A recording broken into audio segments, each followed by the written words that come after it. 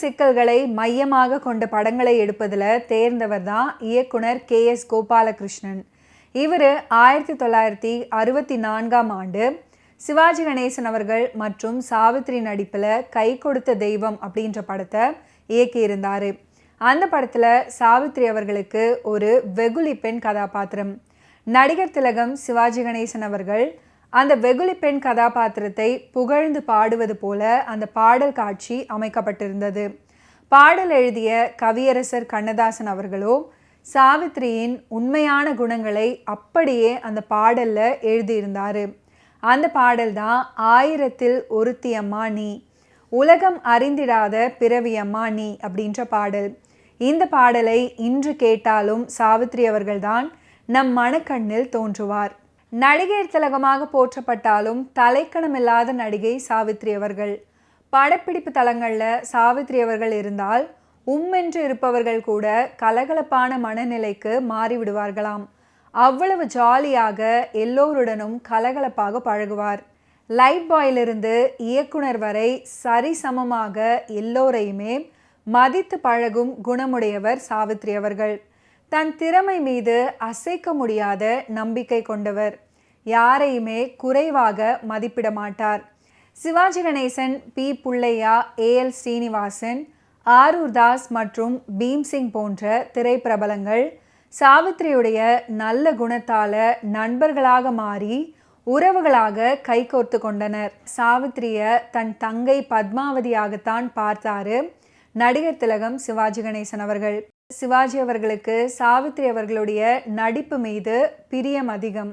சகோதரி சாவித்ரியுடன் நடிக்கும்போது சற்று எச்சரிக்கையாகத்தான் நடிப்பேன். நாங்கள் 2 பேரும் சேர்ந்து நடிக்கும் காட்சிகளில் கண்டிப்பாக நடிப்பு போட்டி இருக்கும் அப்படின்னு சாவித்ரியுடைய நடிப்பை பற்றி உயர்வாக பேசியிருக்கிறாரு நடிகர் திலகம் சிவாஜி கணேசன் அவர்கள்.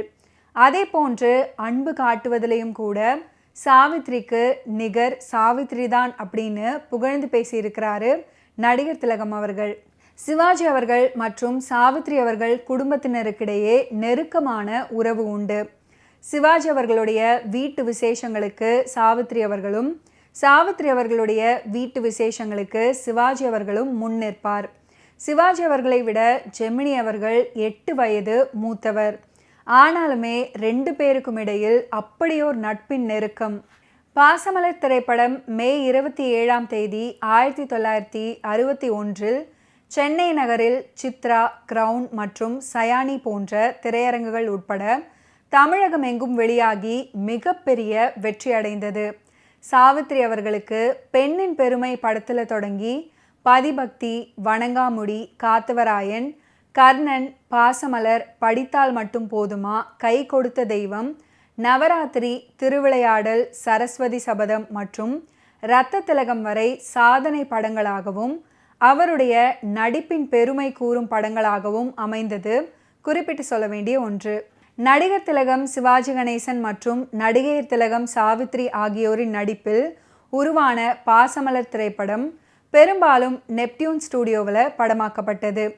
திரைப்படத்தில் ஒரு சில காட்சிகள் சென்னை டி நகரில் இருந்த சிவாஜி கணேசன் அவர்களுடைய வீட்டில் படமாக்கப்பட்டது அப்படின்றது பலருக்கும் தெரியாத அபூர்வமான தகவல்.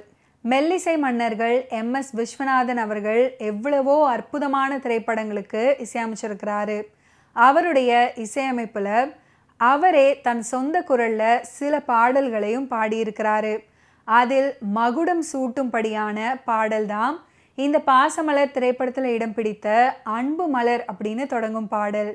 அன்பு மலர், ஆசை மலர், இன்ப மலர் நடுவே அருளோடு மலர்வதுதான் பாசமலர் அம்மா அப்படின்ற அற்புதமான வரிகளை எழுதியிருப்பார் கவியரசர் கண்ணதாசன். இந்த உருக்கமான வரிகளுக்கு தன் குரலாலும் இசையமைப்பாலும் உயிரூட்டி இருப்பார் மெல்லிசை மன்னர் MS விஸ்வநாதன் அவர்கள். சிவாஜி அவர்களுடைய திரை வாழ்க்கையில் எந்த பக்கத்தை புரட்டினாலும் பாசமலர் படம் இல்லாமல் நிறைவு பெறாது அப்படின்னு தான் சொல்லணும். பல படங்களில் ஜோடியாக நடித்த சிவாஜி அவர்களும் சாவித்ரி அவர்களும் முதலாக அண்ணன் தங்கையாக நடிக்கும் பாசமலர் படத்தின் முதல் நாள் படப்பிடிப்பு தொடங்கியது. பீம்சிங் முதலாக இயக்கிய திரைப்படம் அம்மையப்பன். அதுக்கப்புறம் சிவாஜி அவர்களுடன் இணைந்து பா வரிசை படங்களை இயக்கி மாபெரும் வெற்றி கண்டார். பிரபல மலையாள எழுத்தாளர் கொட்டாரக்கரா அண்ணன் தங்கை உறவை பற்றி கதை ஒன்றை இயக்குனர் பீம்சிங் கிட்ட சொல்லியிருக்கிறாரு. குடும்ப உறவுகளின் மேன்மைகளை படங்களில் காட்டி குடும்ப இயக்குனராக உயர்ந்திருந்தாரு பீம்சிங். கொட்டாரக்கரா சொன்ன கதையில இருந்த உயிர் துடிப்பு பீம்சிங்குக்கு பிடித்து போக சிவாஜி கணேசன் அவர்கள்கிட்ட அந்த கதையை பற்றி சொல்லியிருக்கிறாரு. நடிகர் திலகத்துக்கும் அந்த கதை பிடித்து போனது. தன் நண்பர்களான எம்.ஆர். சந்தானம் மற்றும் மோகன் ஆர்ட்ஸ் மோகன் ஆகியோர்களை தயாரிப்பாளர்களாக ஆக்கி ராஜாமணி பிக்சர்ஸ் அப்படின்ற நிறுவனத்தை தொடங்கி இந்த படத்தை ப்ரொடியூஸ் பண்ண முடிவு செய்தார் சிவாஜி கணேசன்.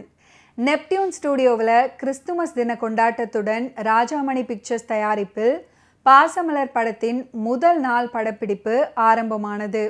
முதல் காட்சியில் ஜெமினியுடன் சாவித்ரி அவர்கள் நடிக்கும் காட்சியை படமாக்கினாரு பீம்சிங் அவர்கள்.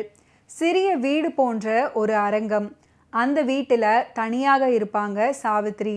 கையில் மல்லிகை பூவுடன் ஜெமினி கணேசன் அவர்கள் வருவது போன்ற காட்சிதான் இந்த படத்தின் முதலாக படமாக்கப்பட்டது. சாவித்ரி அவர்களுக்கு இயற்கையிலேயே மல்லிகைப்பூ அப்படின்னா ரொம்பவும் பிடிக்குமாம். படத்துடைய முதல் காட்சி மல்லிகை பூவுடன் ஆரம்பித்ததால சாவித்ரி அவர்களுக்கு அது சென்டிமெண்ட்டாக பிடித்து போய்விட்டது. தமிழர் பாரம்பரியத்தில் திருமணம் அப்படின்றது பிரிக்க முடியாத ஒன்று.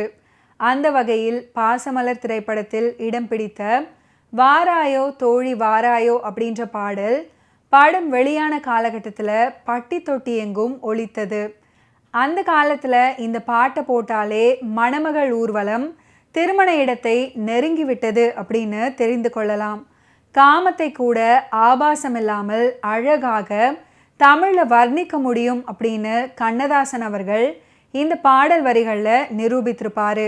இந்த பாடல் ஒளிப்பதிவு செய்யும் போது எல்.ஆர். ஈஸ்வரி அவர்கள் பாடுறதுக்கு 48 டேக்குகள் எடுக்கப்பட்டதாம்.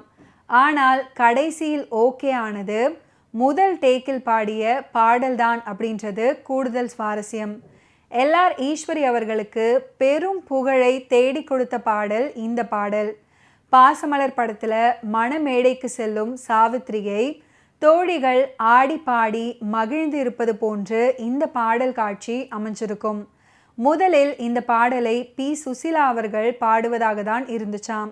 ஆனால் எல்.ஆர். ஈஸ்வரி அவர்களுக்கு அந்த வாய்ப்பு கிடைத்தது. இந்த பாடலை மெல்லிசை மன்னர்கள் விஸ்வநாதன் மற்றும் ராமமூர்த்தியை புகழாமல் இருக்கவே முடியாது.